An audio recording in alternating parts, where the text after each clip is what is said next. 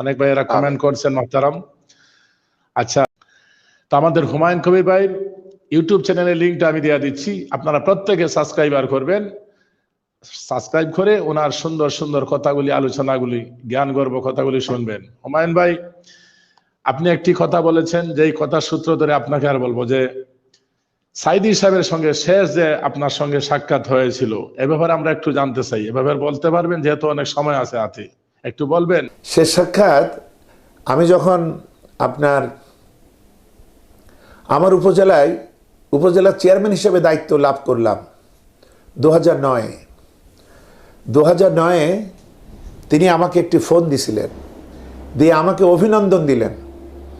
অভিনন্দন দিয়ে তিনি আমাকে বললেন, মানে তিনি আমাকে দোয়া করলেন, অনেক দোয়া করলেন যাতে আরো বড় হই, নিরাপদে থাকি, এভাবে দোয়া করে তিনি আমাকে পরামর্শ দিলেন যে, এবং তিনি আমাকে দেখা করতে বললেন। তখন ওই 2009-এর প্রথম দিকে আমি তার বাসায় যাই এবং তার সঙ্গে বসি। তিনি আমাকে কোরআনের আলোকে কয়েকটি উপদেশ তিনি আমাকে দেন, যে উপদেশ অনুযায়ী আমি পরবর্তীতে চলেছি, এবং সেটিই ছিল আমার পাথেয়, যা আমার সাফল্যের সঙ্গে আমার উপজেলার দায়িত্ব পালনে সহায়ক হয়েছে।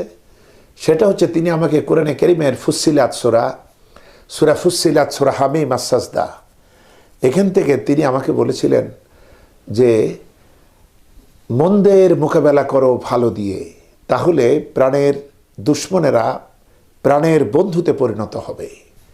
এই যোগ্যতা সকলের থাকে না, এ যোগ্যতার অধিকারী হয় কেবল তারাই যারা মহাসৌভাগ্যবান।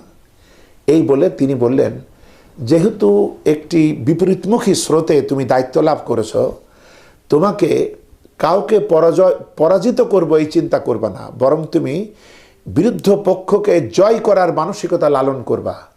এজন্য তুমি সকলের উপরে তোমার নৈতিকতার বিজয় সাধন করবা।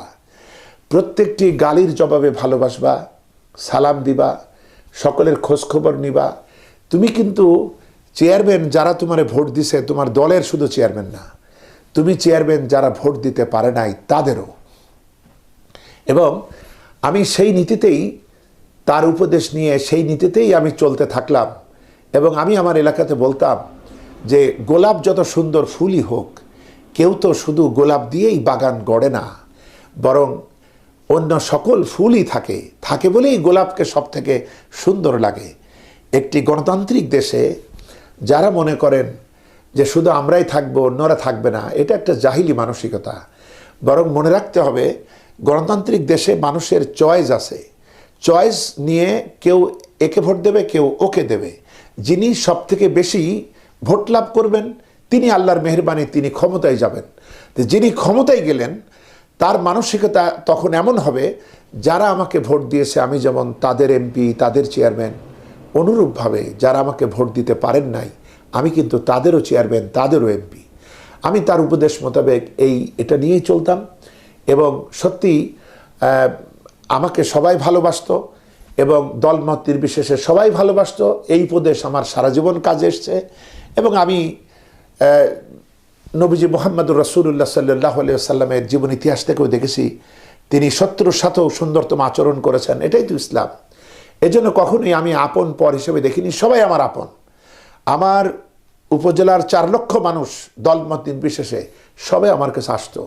সেই যে রেকর্ড আমি করে এসেছি, এবং আপনারা জানেন সন্ত্রাসের জনপদ রূপে খ্যাত আমার এই জেলা, অথচ আল্লাহর এই মেহেরবানি শুধু ব্যবহার সম্পর্কের মাধ্যমে, এবং আমি ছাড়া ইসলামের লাইনে আর কেউ ক্ষমতায় তখন ছিল না। প্রচলিত গণতান্ত্রিক নিয়মে সবাই ক্ষমতায় ছিলেন, এবং ক্ষমতাসীন দলের এমপি ছিলেন, অন্যরা ছিলেন। সবার সঙ্গে আমার, এবং বিশেষ করে প্রশাসন সবাই আমাকে সহযোগিতা করেছেন আন্তরিকভাবে, নইলে আমি সফলভাবে এগিয়ে আসতে পারতাম না। আজও আমি রাস্তার পাশে ডাক্তারি করে বসে থাকি, আমার কোনো নিরাপত্তা প্রহরী নাই। সবাই আমাকে ভালোবাসে, এবং এই ভালোবাসার জন্যই আল্লাহর মেহেরবানি বিগত দিনে এই যে সন্ত্রাসের জনপদ খ্যাত আমার জেলা, এই জেলার এই বদনাম ঘুচে গিয়েছে। এবং আল্লাহর মেহেরবানি সেই 2009 থেকে শুরু করে আজকের এই দিন পর্যন্ত সন্ত্রাসের একটি ঘটনাও ঘটে নাই। এবং এখনও এমপি বলেন, অন্য ভিন্ন দলের চেয়ারম্যান বলেন, এমনকি আমার মা মারা গেলেন, আল্লাহ তাকে জান্নাত দান করুন। তার আমিন। জানাজাতে বর্তমান উপজেলা চেয়ারম্যান সাহেব সরকারি দলের তিনি এসছেন। তো বিষয়গুলো এই মাত্র কদিন আগেও এমপি মহোদয় সঙ্গে আমার টেলিফোনে কথা হলো। তো বিষয়গুলো মিথ্যা শুনিনি ভাই, এই হৃদয়ের চেয়ে বড় কোনো মন্দির কাবা নাই। তো এই উপদেশ আল্লামা সাঈদী আমাকে দিয়েছিলেন কোরআনে কারীম থেকে, যে মন্দের মোকাবেলা করো ভালো দিয়ে, তাহলে প্রাণের দুশ্মনেরা প্রাণের বন্ধুতে পরিণত হবে। আপনারা জানেন কিনা, আমার গাড়িটা কেড়ে নিয়েছিল একসময়, বাংলাদেশে একমাত্র ঘটনা।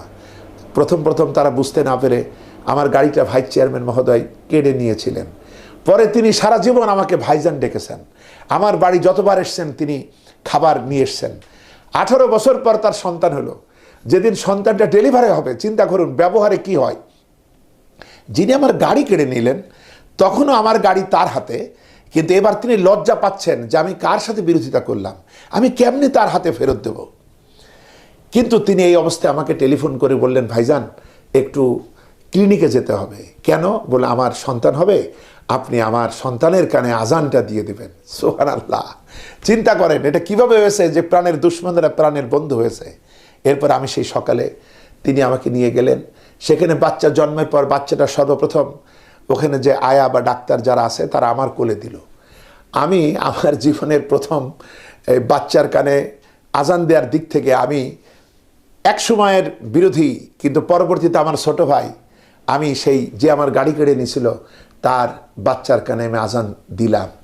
তো বিষয়গুলো এটা কেন হয়েছে? এটা হয়েছে এইভাবে যে অর্থাৎ আল্লামা সাঈদী আমাকে যে উপদেশ দিয়েছিলেন মন্দের মোকাবেলা করো ভালো দিয়ে, শেষ সাক্ষাতে তিনি যে উপদেশটা দিয়েছিলেন আমি সেভাবেই কাজ করেছিলাম এবং সেই কাজে আমি সাফল্য অর্জন করেছি। এজন্যে শুরু থেকে শেষ পর্যন্ত সব কিছুর ব্যাপারেই তার শিক্ষার কাছে আসলে আমি নই, সবাই ঋণী।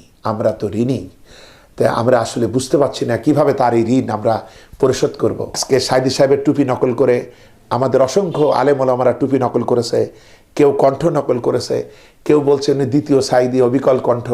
এই কাজগুলোকে আমি প্রচণ্ড রকমের বেয়াদবি মনে করি, প্রচণ্ড রকমের বেয়াদবি মনে করি। তার পাশে সিরিয়াল আপনি কিভাবে দেবেন? আপনি সাঈদী 1, এরপরে 2 আপনি কিভাবে হবেন? আপনি তো নকল। তো বিষয় হলো আসল তো আসল, ওটা তো মৌলিক। এখন এরা অনেকেই আছেন যারা সাঈদীর নাম ভাঙিয়ে খায়, বিভিন্ন প্লাকার্ড তৈরি করে, ইউটিউব চ্যানেল করে তারা হাবিজাবি মন কাড়া, অভাবনীয়, অবাক করা কিছু লিখে দিয়ে তারা, এটাও এক ধরনের প্রতারণা। সাঈদী এবং আমরা ক্ষমতা অনুপাতে তার একটু অনুসরণ করার জন্য চেষ্টা করি, যেহেতু তিনি সব ব্যাপারেই, ওয়াজ বলেন, সাজসজ্জা বলেন, কথাবার্তা বলেন, সব ব্যাপারেই তিনি এই উম্মার আদর্শিক মডেল। এটাকে অনুসরণ আপনি করুন, অসুবিধা কি? কিন্তু এই যে এই কথাগুলা যে আপনি অযাচিতভাবে যে দ্বিতীয় সাঈদী, দ্বিতীয় অমক টমক, এ ধরনের কথা আসলে শোভনীয় নয়। আমি সবাইকে এ ব্যাপারে আদব রক্ষা করার জন্য আহ্বান জানাই। ধন্যবাদ, জাযাকাল্লাহ খায়র মুহতারাম।